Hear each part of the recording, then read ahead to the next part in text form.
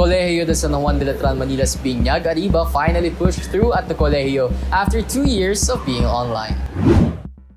Ang takot na binigay ng pandemya, talaga naman nakakakaldumo. Lahat tayo ang tinitig ngayong araw na to. Mararamdaman nyo ang Arriba ng Letran. Dahil 402 taon na tayo. Walang Letranistang takot. Hahakbang kayo. Yayakapin ninyo lahat ng bagong kaalaman.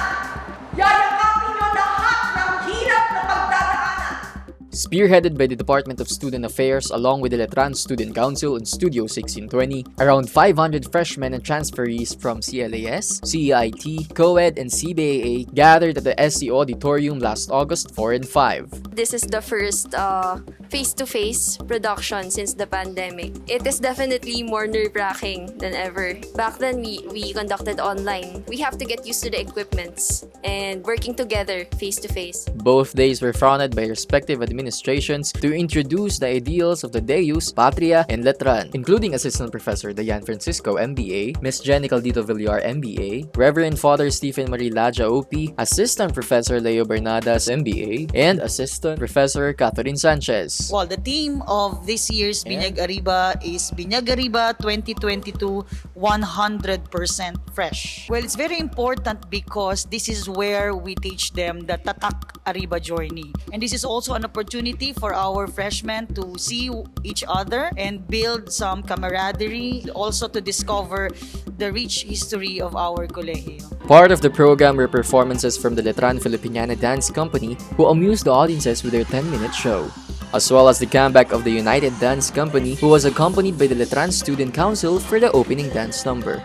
It feels so surreal kasi I never thought that after 2 years of hiatus because of the pandemic, I never thought that this will happen again. Gigil kami this year kasi we're aiming to win more this year and more travels also to compete inside and outside the country. And shortly after the Tatak Arriba journey, students got to meet their deans in their respective collegiate orientation. This is the year where we need to revise or to look at into the curricula that we have used in the past 4 years. We are off to evaluate the curriculum, whether it's effective or not, and to re-establish yung ating connection, di ba, with the industry. This is new because we have a number of new faculty members, both returning, and new breed of ideas, or revival of best practices that we have again temporarily set aside because of some concerns. Based from the academic summit that we had previously conducted, there was really a lot of learning loss, so we really have to catch up. We intend to help them. Actually, we were planning to help some sort of a review or sort of an aptitude prior to the start sana. Kung if we will be given the time, gusto namin meron munang parang exam muna before they will start with the next subject. Hopefully, we can do that.